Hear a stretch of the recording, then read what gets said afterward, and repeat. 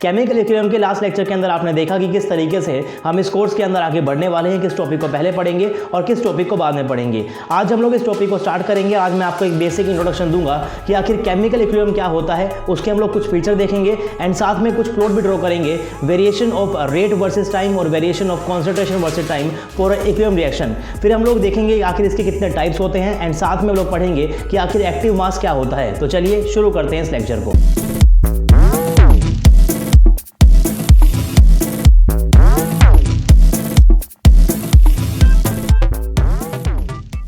Hey guys, this is RJ and welcome to RJ Academy. So this is lecture number 2 of chemical equilibrium। एक lecture आपका already हो चुका है, आई hope कि आपने देख लिया होगा। बाकी अगर आपने नहीं देखा तो मैं यहाँ पर ऊपर कहीं बटन दे दूंगा, यहाँ पर आप क्लिक कर लेना और वहाँ से आप लोग लेक्चर नंबर 1 को भी देख सकते हो। बाकी मैंने वहाँ पर ज़्यादा कुछ बातें की नहीं थी, मैंने बस आपको एक सीक्वेंस दिया था कि किस सीक्वेंस के अंदर हम इस चैप्टर को कंप्लीट करने वाले हैं। तो ये आपके पास कोई सीक्वेंस था। हम पहले पढ़ेंगे introduction of chemical equilibrium, then पढ़ने वाले हैं कुछ कैरेक्टरिस्टिक्स, फिर हम पढ़ेंगे variation of rate versus time, variation of concentration versus time, types of chemical equilibria, concept of active mass, law of mass action and types of equilibrium constant and then हम लोग पढ़ने वाले हैं भाई आपका ली चाइल्डर प्रिंसिपल। राइट, तो ये आपके पास एक सीक्वेंस रहेगा और ये सारी जो चीज़ें मैंने यहाँ पर लिखी हुई है, ये सब चीज़ें आपने कहीं ना कहीं सुनी होंगी। क्लास 11th और 12th के अंदर आप इस चैप्टर को काफ़ी बार पढ़ चुके हो। आपने एमएससी के अंदर ही पढ़ा है इसको और आपने फिर बाद में पहले बीएससी के अंदर ही पढ़ा है। तो ये सारे टॉपिक्स मैं मान कर चलता हूँ कि आपको ऑलरेडी आते होंगे। तो आज हम क्या करेंगे, आज हम इस लेक्चर के अंदर बहुत सारे टॉपिक्स को कवर कर लेंगे। आज हम लोग पढ़ लेंगे इंट्रोडक्शन को भी, इसको भी पढ़ लेंगे, variation of rate versus time को भी पढ़ लेंगे, इसको भी पढ़ लेंगे, इसको पढ़ लेंगे, इसको भी पढ़ लेंगे। यानी कि आज इस लेक्चर के अंदर हम लोग क्या करने वाले हैं, इतने टॉपिक्स को कवर करने वाले हैं। फिर नेक्स्ट हम लोग पढ़ेंगे लॉ ऑफ मास एक्शन को और types of equilibrium constant, KP आपके पास क्या होता है, केसी आपके पास क्या होता है, तो इसके बारे में हम लोग वहां पर बात करेंगे नेक्स्ट लेक्चर के अंदर। फिर हम लोग पढ़ लेंगे एक के अंदर कि इसके फीचर्स क्या क्या होते हैं, कुछ क्वेश्चंस भी वहां पर हम लोग कर लेंगे एंड देन हम लोग पढ़ लेंगे लास्ट लेक्चर के अंदर ली चाइल्डर प्रिंसिपल को। तो आपका एक लेक्चर ऑलरेडी हो चुका है, राइट, एक आपका लेक्चर हो चुका है, एक आज हम लोग पढ़ने वाले हैं ये lecture number 2, this is lecture number 3। ये आपका रहेगा यहाँ पर लेक्चर नंबर 4 के अंदर, कुछ क्वेश्चंस भी यहाँ पर हम लोग कर लेंगे एंड देन हम लोग पढ़ेंगे लेक्चर नंबर 5 के अंदर अपना ली चाइल्डर प्रिंसिपल। तो टोटल आपका 5 लेक्चर में हम टारगेट कर चलते हैं कि भाई हम इस चैप्टर को कंप्लीट कर लेंगे। बाकी अगर आपके पास कुछ क्वेश्चंस बच गए या फिर कुछ क्वेश्चन मुझे अच्छे दिख गए तो उसके रिगार्डिंग में एक और लेक्चर बाद में बना दूंगा। लेकिन अभी हम लोग क्या करते हैं भाई, अपने लेक्चर को स्टार्ट करते हैं। अगर आप लोग फर्स्ट टाइम आए हो चैनल के ऊपर तो प्लीज़ यार चैनल को सब्सक्राइब कर सकते हो। सब्सक्राइब करने के साथ साथ प्लीज़ नोटिफिकेशन बेल आइकन को भी आप प्रेस करें ताकि नोटिफिकेशन तक पहुंच जाए जब भी मैं यहाँ पर कोई नया लेक्चर अपलोड करूँ। तो स्टार्ट करते हैं हम लोग चैप्टर को अपने भाई, है ना। मैंने यहाँ पर हेडिंग लिखी हुई है केमिकल इक्विलिब्रियम। तो इस पूरे लेक्चर के अंदर जो बातें हम लोग करने वाले हैं वो सारी की सारी बातें आपको ऑलरेडी पता है। तो जितनी भी आपको यहाँ पर नोट्स देखने को मिलने वाले हैं, इस नोट्स के अंदर मैंने सारे के सारे इंपॉर्टेंट पॉइंट्स लिखे हुए हैं। तो अगर आपका बेसिक बहुत वीक है, आप थोड़े से वीक हो इस चैप्टर के अंदर, तो प्लीज़ जितने भी पॉइंट्स मैंने यहाँ पर लिखे हुए हैं इन सबको आप उतार लेना। यहाँ से आपके पास एग्जाम के अंदर डायरेक्टली क्वेश्चन तो नहीं आएगा नेट के अंदर, पर जैम में आ सकता है, लेकिन नेट में यहाँ से क्वेश्चन नहीं आएगा, लेकिन ये आपका बेस मजबूत करने के अंदर बहुत ज़्यादा हेल्पफुल होने वाले हैं। तो जितनी भी इंपॉर्टेंट बातें हैं अलग अलग बुक्स के अंदर, उन सबको मैंने कंपाइल करके यहाँ पर आपके सामने लिखा हुआ है। तो इस लेक्चर में जस्ट हम लोगों को ये पढ़ना ही है, क्योंकि मैंने बिल्कुल इसको सिंपलीफाई करके लिखा हुआ है, पढ़ते ही आपको सब कुछ समझ में आ ही जाएगा। तो स्टार्ट करते हैं। Analogous to physical system chemical reactions also attain a state of equilibria. आपका थर्मो जो है मैं ऑलरेडी कंप्लीट करा चुका हूँ। वहाँ हमने पढ़ा था अपना फेज इक्विलिब्रिया को, जहाँ हम लोग बात कर रहे थे फेज ट्रांजिशंस की। जैसे हम लोग बात कर रहे थे वहाँ पर कि आपका जो H2O सॉलिड है और जो लिक्विड है आपके पास यहाँ पर क्या होता है, ये एक इक्विलिब्रिया के अंदर रहेगा। आप लोग इसका फेज डायग्राम भी पढ़ते हो, इसे हम लोग क्या बोलते हैं, फिजिकल इक्विलिब्रिया बोलते हैं। तो जिस तरीके से आपके पास फिजिकल इक्विलिब्रिया एग्जिस्ट करता है, सेम उस तरीके के पास क्या होने वाला है, केमिकल इक्विलिब्रिया भी क्या करने वाला है, एग्जिस्ट करेगा। इसमें डिफरेंस क्या होता है भाई, फेज इक्विलिब्रिया के अंदर, फिजिकल इक्विलिब्रिया के अंदर आपके पास जो स्पीशीज का जो फॉर्मूला है H2O, जो H2 है ये आपका चेंज नहीं होगा, लेकिन जो केमिकल वाला उसमें क्या होने वाला है, आपके पास एक सब्सटेंस दूसरे में कन्वर्ट ही हो जाएगा। उसे हम लोग क्या बोलने वाले हैं, केमिकल रिएक्शंस बोलते हैं। और जब आपके पास केमिकल रिएक्शन इक्विलिब्रिया के अंदर आ जाए उसे हम लोग क्या बोलेंगे, केमिकल इक्विलिब्रियम बोलेंगे।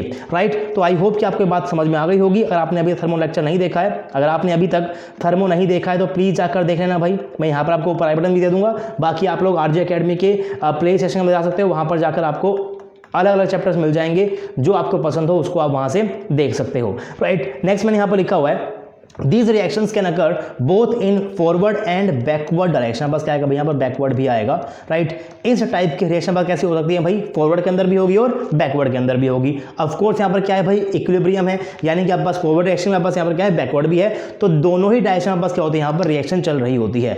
नेक्स्ट लिखा हुआ है when the rate of forward reaction and reverse reaction become equal the concentration of reactants and products become constant and this is the stage of chemical equilibrium. जिस टाइम पे आपके पास rate of forward reaction और rate of backward reaction बराबर हो जाएगा, उस time पे क्या क्या चीजें होंगी, सबसे पहले जितनी भी स्पीसीज आपके पास उस रिएक्शन के अंदर है उन सब की कॉन्सेंट्रेशन कांस्टेंट हो जाएंगी, बराबर हो या ना हो फर्क नहीं पड़ता, बट उनसे भी आपस क्या हो जाएगी, कांस्टेंट हो जाएगी, उनकी कॉन्सेंट्रेशन टाइम के साथ चेंज नहीं होगी। कुछ ग्राफ भी हम लोग पढ़ेंगे, वहां से आपके पास चीज जो है वो और भी ज्यादा क्लियर हो जाएगी। तो जिस टाइम के ऊपर आपके पास रेट ऑफ फॉरवर्ड रिएक्शन बराबर होता है रेट ऑफ बैकवर्ड रिएक्शन के, उस टाइम पे आपके पास वो केमिकल रिएक्शन क्या कर लेगी, इक्विलिब्रियम को अटेन कर लेती है, राइट। नेक्स्ट मैंने यहां पर लिखा हुआ है this equilibrium consist of forward reaction in which reactant gives product and reverse reaction in which product gives original reactant. जैसे हमारे कोई रिएक्शन पास यहाँ पर रिएक्टेंट है, इक्विलिब्रिया है, प्रोडक्ट है, तो यहाँ पास क्या होगी, फॉरवर्ड वाली इसमें पास क्या हो रहा है भाई, रिएक्टेंट क्या कर रहा है, प्रोडक्ट में कन्वर्ट हो रहा है, या पास यहाँ पर क्या है, बैकवर्ड वाली जो जहाँ पास क्या हो रहा है, प्रोडक्ट क्या कन्वर्ट हो रहा है, पास ओरिजिनल रिएक्टेंट के अंदर कन्वर्ट हो रहा है। सिंपल सी बातें हैं, सिर्फ पढ़ते ही आपको समझ में यहाँ पर आ जाएंगी।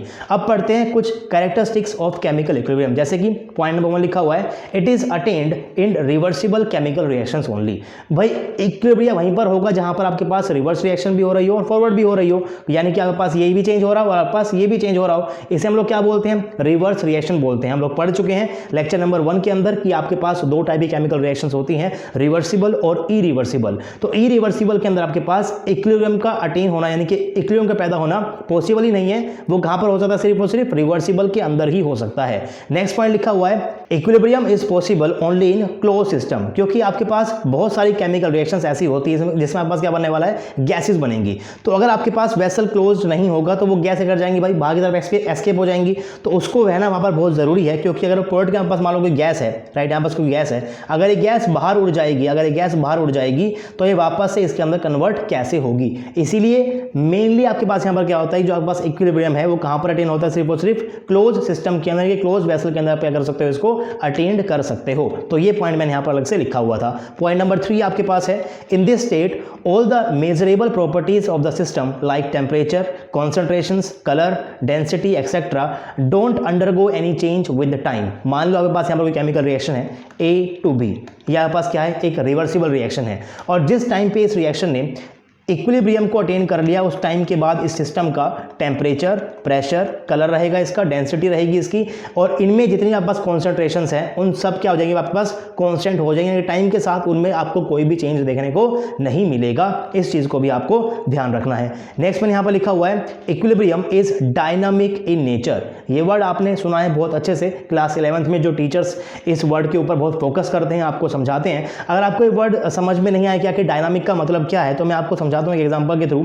मान लो कि आप क्या कर रहे हो भाई, आप एक कमरे के अंदर हो, है ना, मान लो आपके पास क्या है, एक कमरा है, और इस कमरे के पास क्या है, 10 पीपल हैं, 10 लोग यहाँ पर हैं, और आपके पास यहाँ पर भी एक गेट है और आपके पास यहाँ पर भी एक गेट है, राइट।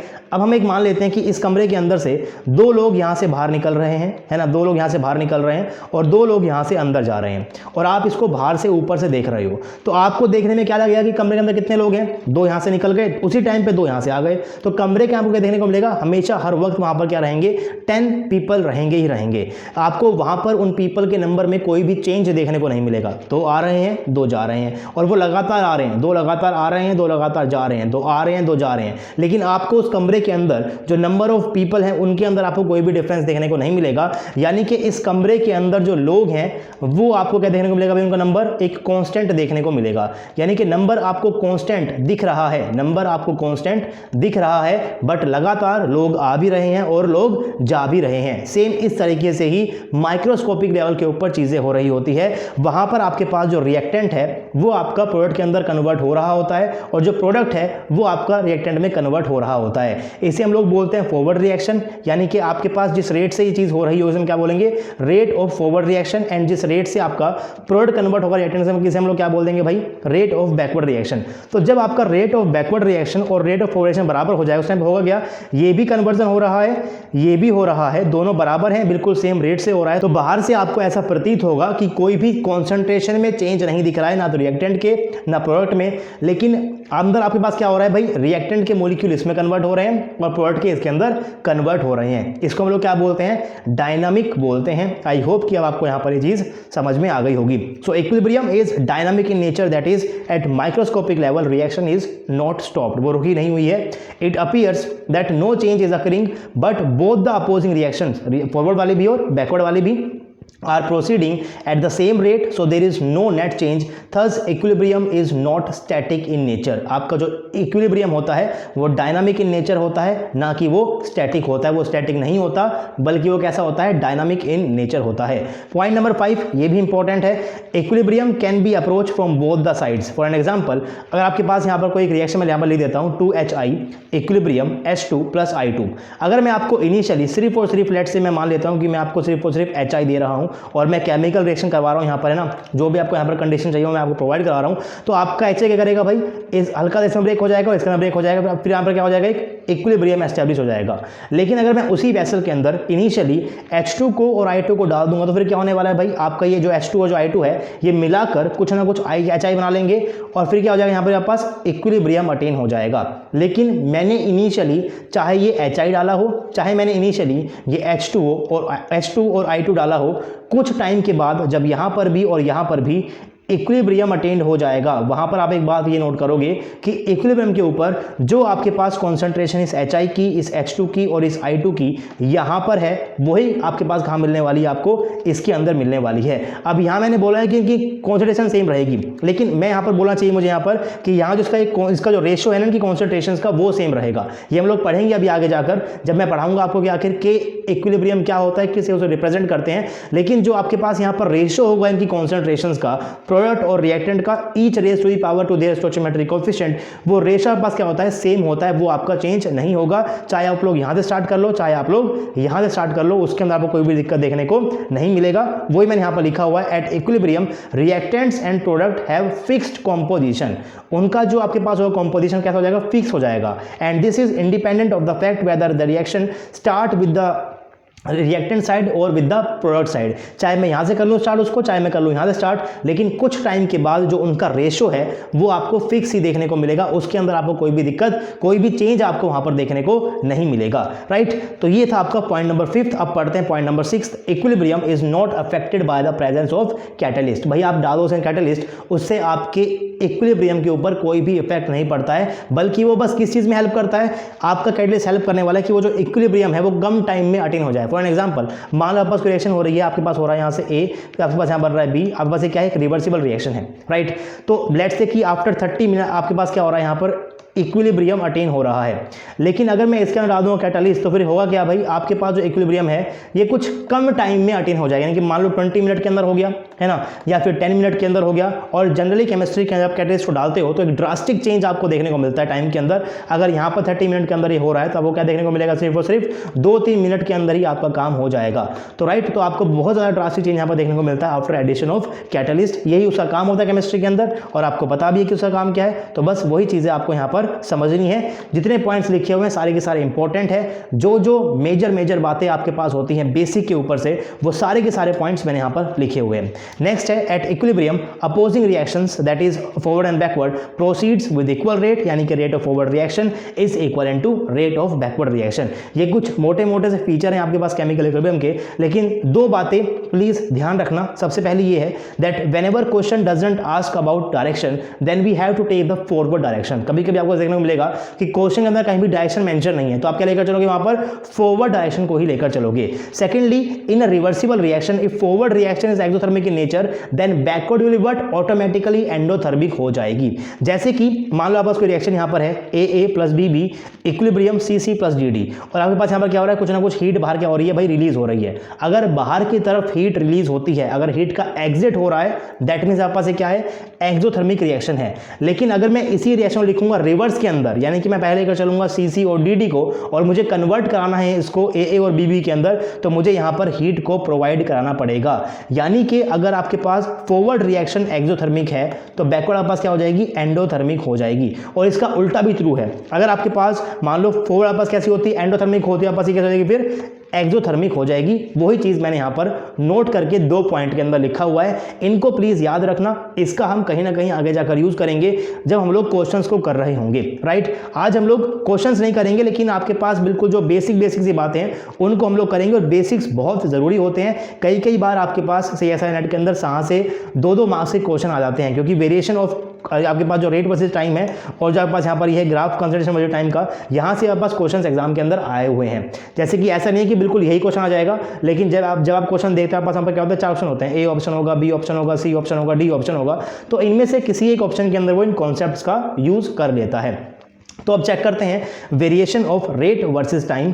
अगर मैं मालूम है आपके पास यहाँ पर कोई रिएक्टेंट है जो कन्वर्ट हो रहा है प्रोडक्ट के अंदर, आपके पास यहाँ पर क्या है, एक इक्विलिब्रियम बन रहा है, तो आपके पास यहाँ पर इनिशियली क्या होगा भाई, सिर्फ और सिर्फ रिएक्टेंट होगा। आप रेट को कैसे लिखते हो, आप इसको लिखते हो, अब मान लो आपके पास यहाँ पर कोई केमिकल रिएक्शन है, मैं यहाँ पर लिख देता हूँ कोई केमिकल रिएक्शन, मान लो आपके पास कोई रिएक्शन आपके पास यहाँ पर हो रही है, A से बन रहा है कभी, तो अगर मुझे यहाँ पर लिखना होगा इसका रेट, तो आप कैसे लिखते हो, आप पढ़ चुके काइनेटिक्स के अंदर कुछ कांस्टेंट लगाते हो इनटू में कॉन्सेंट्रेशन ऑफ A, यानी कि अगर मुझे फॉरवर्ड साइड में लिखना है अपना रेट, तो मैं क्या लिखूंगा भाई, कांस्टेंट इनटू में कॉन्सेंट्रेशन ऑफ उसके कॉन्सेंट्रेशन आपके पास क्या है। तो इनिशियली मान लेते हैं आपके पास यहाँ पर क्या है, वो सिर्फ रिएक्टेंट है, तो ये उसकी कॉन्सेंट्रेशन मान लेते हैं भाई, इनिशियली कुछ ही मान लेते हैं, उसकी कॉन्सेंट्रेशन R मान लेते हैं भाई, राइट।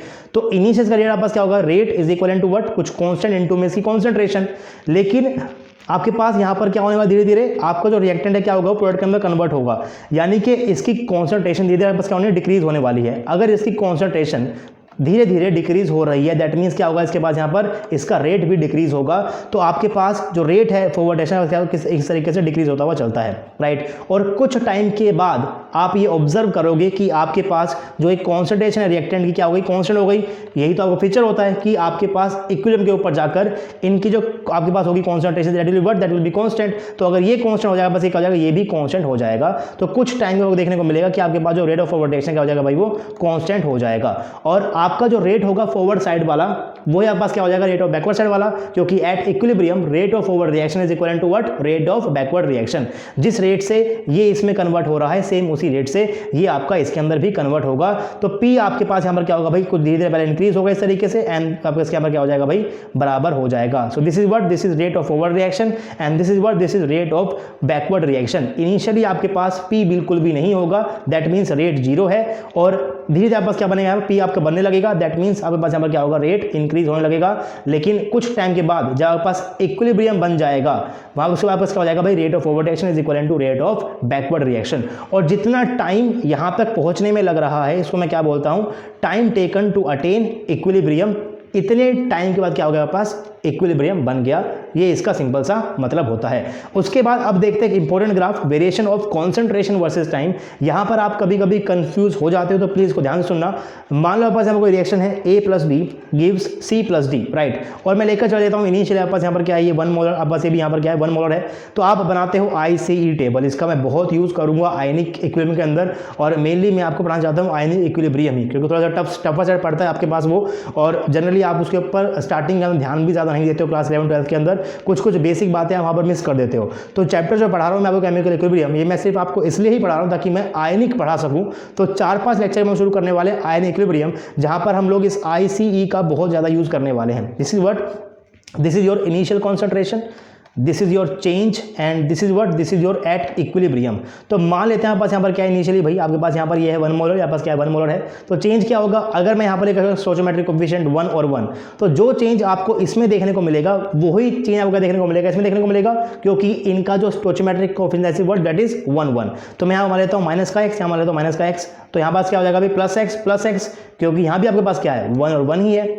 सो एट इक्विलिब्रियम आपके पास क्या बचेगा भाई, इनिशियली इतना था इतना खत्म हो गया, यानी कि 1 - x। इनिशियली इतना था इतना खत्म हो गया, यानी कि 1 - x। यहाँ क्या हो जाएगा x और x। सो ये आपके पास बनती है इस तरीके से ICE टेबल। अब हम लोग बनाएंगे भाई graph variation of concentration versus time. तो मान लेते हैं कि आपके पास इनिशियली आपके पास क्या सिर्फ और सिर्फ रिएक्टेंट है। ये रही आपके पास क्या, इनिशियल कॉन्सेंट्रेशन ऑफ रिएक्टेंट आपके पास यहाँ पर क्या है, प्रोडक्ट बिल्कुल जीरो है। तो जब आपका रिएक्टेंट धीरे धीरे कम होगा, बस क्या बनेगा, यहाँ पे प्रोडक्ट बनने लग जाएगा और कुछ टाइम में क्या देखने को मिलेगा भाई, इसकी भी आपके पास क्या होगी, कांस्टेंट कॉन्सेंट्रेशन, इसके पास क्या होगी, कांस्टेंट कॉन्सेंट्रेशन। और जिस टाइम के बाद आपको ये देखने को मिलेगा ग्राफ कि आपके पास एक बिल्कुल कांस्टेंट हो गया है, इसे हम लोग क्या बोलेंगे कि इतने टाइम के वापस क्या हो गया, यहाँ पर इक्विलिब्रियम अटेन हो गया है। अब यहाँ पर इस कर्व को मैं यहाँ पर इस तरीके से क्रॉसिंग दिखा रहा हूँ, लेकिन जरूरी नहीं है कि आपके पास ऐसा होगा। इसका मतलब क्या है, इसका मतलब ये है कि अगर मेरे पास इनिशियली मान लो रिएक्टेंट यहाँ पर मेरे पास है, ये मेरे पास क्या 1 मोलर है, यहाँ पास यहाँ पर इनिशियली क्या है 0 है। इसका मतलब क्या आपके पास कि रिएक्टेंट में आपको बहुत ज़्यादा चेंज देखने को मिला है ना, और इसमें आपको क्या है, इंक्रीज देखने को मिल गया, यानी कि at equilibrium this will be what, this will B only 0.2 molar and this is what 0 से 0.8 मोलर। अगर आपके पास कंडीशंस ऐसी रहेंगी तो आपका ग्राफ कैसा आएगा, कुछ इस टाइप का ग्राफ आएगा। लेकिन मान लेते हैं कि आपके पास कंडीशन ऐसी नहीं है, मान लेते हैं पास यहाँ पर रिएक्शन कैसी हो रही है भाई, आपके पास यहाँ पर रिएक्टेंट है, आपके पास यहाँ प्रोडक्ट है ना, यहाँ पास क्या इक्विलिब्रियम है, दिस इज इनिशियली, मान लो आपके पास यहाँ पर क्या है 10 मोलर है, लेट्स से 10 मोलर आपके पास यहाँ पर है, दिस इज योर चेंज। मान लो यहाँ पर क्या हो, सिर्फ और सिर्फ एक ही कम हो रहा है, यहाँ पर एक ही बन रहा है, and at equilibrium this is your 9 molar and this is what, this is your 1 molar. तो फिर आपका ग्राफ कैसा आएगा भाई, तो उस केस में ग्राफ आने वाला है कुछ इस तरीके से, यानी कि आपके पास क्या बना है, थोड़ा सा बना है प्रोडक्ट और ये हल्का सा ही कम हुआ है, तो आपको इस टाइप का ग्राफ भी देखने को मिलेगा और इतने टाइम के बाद आपके पास क्या हो गया, यहाँ पर इक्विलिब्रियम अटेन हो गया है। तो ध्यान रखना। और अगर पास मान लो कंडीशन यहाँ पर कुछ इस तरीके की है जहाँ पर आपका से 1 कम नहीं हो रहा है, मैं मान लो आपस यहाँ पर क्या हो रहा है भाई, ये -5 हो रहा है, तो आपस क्या हो जाएगा प्लस का 5 यहाँ पर कितना बचेगा, फिर बचेगा 5 मोलर, अब बस कितना बचेगा भाई, बचेगा 5 मोलर, यानी पास क्या होगा, यहाँ पर जो कॉन्सेंट्रेशन यहाँ पास रिएक्टेंट के आपस क्या होगी, वही प्रोडक्ट की हो गई।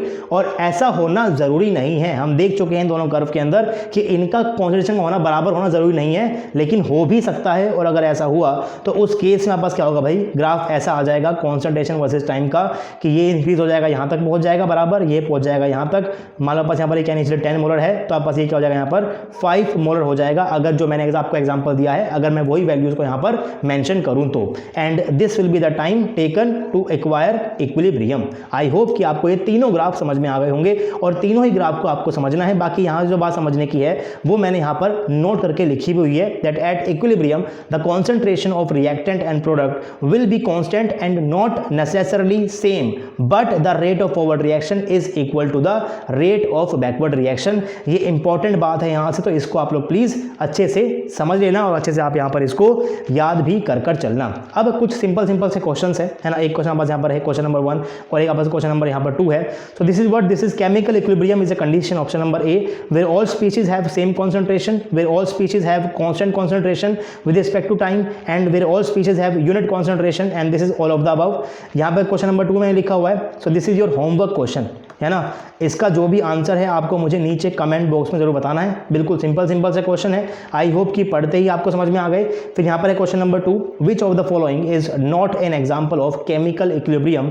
ये रिएक्शन पास यहाँ पर है H2 gas plus I2 gas gives 2HI gas, CaCO3 solid CaO solid plus CO2 gas, H2O solid to H2O liquid, PCl5 gas PCl3 gas plus Cl2 gas. तो इन दोनों क्वेश्चन का जो भी आंसर है आपको नीचे बताना मुझे कमेंट बॉक्स के अंदर कि भाई आंसर नंबर 1 का ऑप्शन क्या ठीक है, आंसर नंबर 1 का कौन सा ऑप्शन ठीक है और आंसर क्वेश्चन नंबर 2 का आपके पास कौन सा ऑप्शन ठीक है। ये आपको नीचे मुझे कमेंट बॉक्स के अंदर जरूर बताना है ताकि मुझे समझ में आए कि आखिर आप इन क्वेश्चन को कर भी रहे हो, टॉपिक को समझ भी रहे हो या फिर टॉपिक को नहीं भी समझ रहे हो। आगे चलते हैं अभी के लिए, अब पढ़ते हैं यहाँ पर next is types of chemical equilibrium. So there basically 2 type, one is what, one is homogeneous equilibrium से आपके पास क्या होता है भाई, it is the equilibrium when all the reactant and product are in same phase. जो आपके पास वहां पर कोई फेज का चेंज ना देखने को मिले, चाहे सब गैस में रहे या फिर सब लिक्विड में रहे, वहां पर आपको कोई भी चेंज देखने को नहीं मिलेगा। जैसे कि एग्जांपल लिखा हुआ है H2 gas plus Cl2 gas gives 2HCl gas, यहाँ लिखा हुआ है SO2 gas plus NO2 gas gives SO3 gas, NO gas, सब क्या है, गैस में है ना, कुछ भी चेंज आपको देखने को मिल रहा है।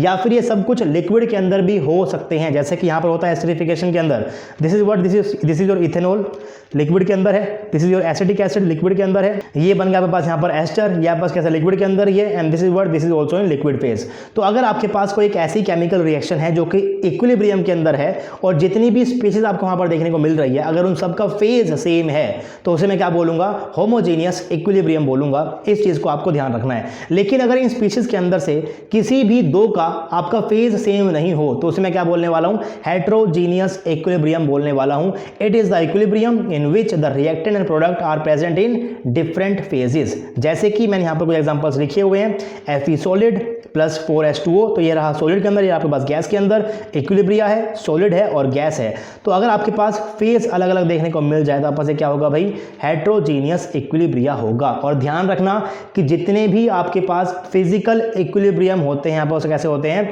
हेट्रोजीनियस ही होते हैं। जैसे कि एग्जांपल मैंने यहाँ पर नीचे लिखा भी हुआ है, H2O liquid to H2O gas, क्योंकि यहाँ पास क्या हो रहा है भाई, फेज ही चेंज हो रहा है। तो आपके पास जो होता है फिजिकल इक्विलिब्रिया, इसमें जनरली आपके पास क्या होता है, फेज ही तो चेंज होता है। और अगर आपके पास फेज चेंज हो गया तो वो क्या बन जाएगा भाई, हेट्रोजीनियस इक्विलिब्रिया बन जाएगा। कुछ एग्जांपल और भी लिखे हो मैंने यहाँ पर, इन दोनों को ये पढ़ सकते हो। सॉलिड है, यहाँ पर लिक्विड है, तो अलग अलग फेज हो गया। यहाँ पर पास सॉलिड है और गैस है, तो फेज अलग हो गया, तो आपके पास क्या हो जाएगा, ये हेट्रोजीनियस ही हो जाएगा। तो सिंपल सी क्लासिफिकेशन थी, आई होप कि आपको समझ में आ गया होगा। अब फटाफट से पढ़ लेते हैं कि अगर आपके पास एक्टिव मास क्या होता है। एक्टिव मास वो मास है जो किसी भी केमिकल रिएक्शन के अंदर जब हो रहा, आपके पास कोई रिएक्शन हो रही है, उस टाइम पे किसी भी स्पीशीज का कितना मास उस रिएक्शन के अंदर पार्टिसिपेट कर रहा है, उसे हम लोग क्या बोलते हैं, एक्टिव मास बोलते हैं।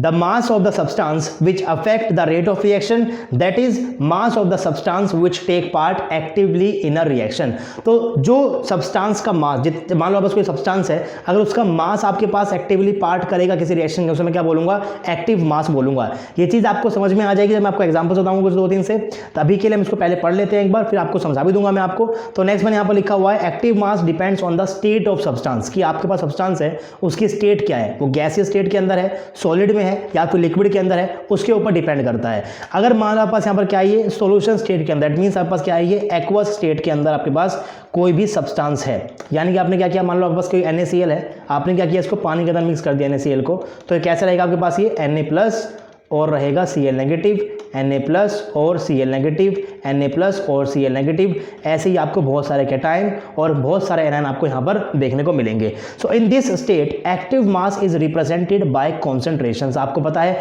कि अगर मैंने यहाँ पर लेट से आपने ले लिया NaCl का सोल्यूशन, आप क्या करते हो यहाँ पर कि भाई आपके इस NaCl की कॉन्सेंट्रेशन क्या है, आप वही यहाँ पर मेजर करते हो। तो जब भी आपके पास कोई भी चीज़ एक्वस फॉर्म के अंदर होती है तो आप वहाँ पर लेकर चलते हो कॉन्सेंट्रेशन को, राइट। उसको आप कैसे निकालते हो भाई, आप याद करो पुराने दिन, molarity is what, molarity is equal two moles upon volume. Volume किसमें, लीटर के अंदर, लेकिन अगर आपको इसको लेकर चलना है ml के अंदर तो आप क्या करोगे, यहाँ पर ऊपर 1000 से मल्टीप्लाई करोगे, और मोल्स आपके पास क्या होता है, वेट अपॉन मास। क्या होता है हमारे पास, ये वेट अपॉन मास होता है। अब मान लो कोई केमिकल रिएक्शन हो रही है, अगर केमिकल रिएक्शन हो रही है यानी कि एक सब्सटेंस क्या हो रहा होगा, दूसरे में कन्वर्ट हो रहा होगा, यानी कि जब ये चीज़ें कन्वर्ट हो रही होंगी तो लेट से इसका एक कैटायन और एक एनायन क्या कर गया भाई, दूसरे में कन्वर्ट हो गया, जो भी आपके पास बन रहा हो, मान लो प्रोडक्ट बन रहा होगा उसमें कन्वर्ट हो गया। और अगर ऐसा हुआ तो आपको साफ साफ दिखाई दे रहा है कि आपके पास यहाँ पर क्या हो गया भाई, एक Na+ का कैटायन चला गया यहाँ से, एक ये चला गया, यानी कि आपके पास जो कॉन्सेंट्रेशन है इस Cl नेगेटिव की वो कम हो गई, यानी कि इसका जो मास है वो रिएक्शन के अंदर पार्टिसिपेट कर रहा है।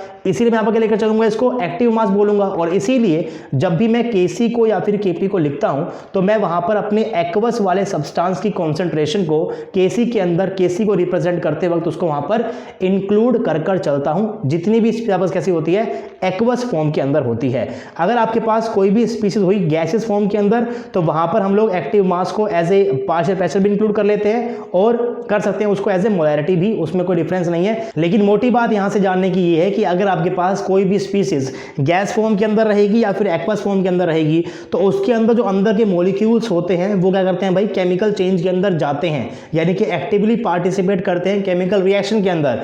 लेकिन अगर आपके पास लेट से कोई प्योर सॉलिड है और बस यहाँ पर क्या है, प्योर लिक्विड है, so in this state active mass of solid, active mass of solids, pure liquids and solvents in large amount, in large excess is a constant quantity because there is no change in activity with change in quantity और volume of system. अब इसको पहले समझिएगा कि आखिर ऐसा मैं क्यों बोल रहा हूँ कि इसमें चेंज नहीं हो रहा है। तो आपको पता है कि आपके पास मोलैरिटी बेसिकली क्या होती है भाई, मोलैरिटी आपके पास होता है W/m × में V। ये आपके पास क्या है, मास ऑफ सब्सटेंस, या आपके पास क्या है उसका मोलर मास, इनटू में क्या है वॉल्यूम इन लीटर।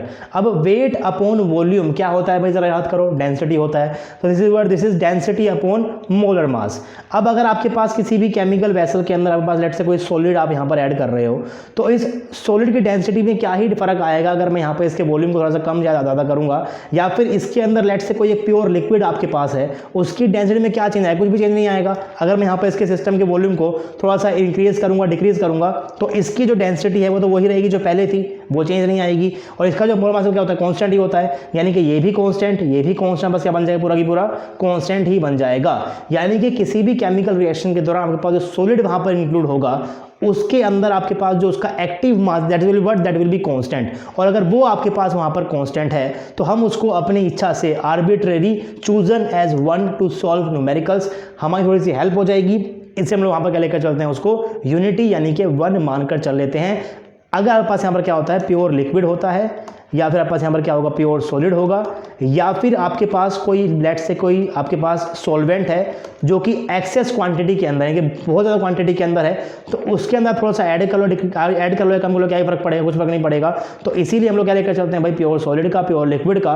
और वो सॉल्वेंट जो एक्सेस के अंदर है उनके लिए हम लोग क्या लेकर चलते हैं भाई, अपने केसी को लिखते वक्त हम उनकी कॉन्सेंट्रेशन को यहाँ पर इंक्लूड नहीं करते हैं, बल्कि आप उनको इंक्लूड यहाँ पर करते हो, लेकिन हम उसकी वैल्यू क्या लेकर चलते हैं भाई 1 लेकर चलते हैं। अब 1 को चाहे आप मल्टीप्लाई करो या ना करो फर्क नहीं पड़ता, चाहे डिवाइड करो या ना करो नहीं फर्क पड़ता। इसीलिए हम ऐसा बोल देते हैं कि भाई केसी को लिखते वक्त जो आपके पास स्पीशीज प्योर लिक्विड फॉर्म में है फिर प्योर सॉलिड फॉर्म में है उसको आपको इंक्लूड नहीं करना है, क्योंकि जो चीज़ें एक्वस फॉर्म के अंदर, जो चीज़ें आयंस के अंदर रहेंगी या फिर जो चीज़ें गैस के अंदर रहेंगी, सिर्फ वही मॉलिक्यूल्स आपस में ऐसे मूव कर कोलाइड करके क्या करते हैं, केमिकल रिएक्शन के अंदर प्रोसीड होते हैं। लेकिन जो चीज़ सॉलिड के अंदर रहेगी वहाँ तो ऐसा कुछ हो ही नहीं रहा है, और अगर ऐसा वहाँ पर नहीं हो रहा है तो उसे हम लोग यहाँ पर उसको इंक्लूड नहीं कर चलेंगे। तो ये था आपके पास बिल्कुल एक बेसिक सा इंट्रोडक्शन ऑफ केमिकल इक्विलिब्रियम। मैं मानकर चल रहा था कि ये सब चीज़ें आपको ऑलरेडी आती होंगी, इसीलिए हमने तो बहुत फास्ट पढ़ा। तो हम लोगों ने अभी तक अपने सीक्वेंस के अंदर से कुछ 4-5 टॉपिक्स कवर कर दिए हैं। अब हम लोग स्टार्ट करने वाले हैं यहाँ से लॉ ऑफ मास एक्शन, ये भी आप सबको आता है। फिर हम स्टार्ट करेंगे यहाँ पर केपी को, केसी को और केएक्स को, और इनके बीच में रिलेशन क्या होता है वो भी हम स्टार्ट करेंगे। और यहाँ से आपका क्या हो जाएगा भाई, आपके न्यूमेरिकल्स स्टार्ट हो जाएंगे। लेकिन हम ट्राई करेंगे थोड़े से हायर 7 न्यूमेरिकल्स को सॉल्व करें, ताकि आपको ये समझ में आए कि आपके पास जो नेट में क्वेश्चंस आने वाला है उसको आप किस तरीके से सॉल्व करोगे। मैं फिर से बोल रहा हूँ, मैं ये चैप्टर इसलिए पढ़ा रहा हूँ आपको ताकि मैं आयनिक पढ़ा सकूँ आपको। वो इंपॉर्टेंट चैप्टर भी है और कॉन्सेप्चुअल भी है, उसको हम स्टार्ट करेंगे after completion of this particular chapter. तो आई होप कि आपको लेक्चर समझ में आया होगा, पसंद आया होगा। पसंद अगर आपको आया तो लेक्चर को लाइक करना है, आपको इस वीडियो को शेयर करना है अपने फ्रेंड के साथ, चैनल के ऊपर सब्सक्राइब कर लो, और सब्सक्राइब करते हुए आपको बेल आइकन को जरूर प्रेस करें ताकि जब भी वीडियो आए तो आपके पास नोटिफिकेशन भी पहुंच जाए। आपसे मिलूंगा मैं नेक्स्ट वीडियो में, तब तक के लिए पढ़ते रहिए, पढ़ाते रहिए, खुश रहिए। Thank you so much.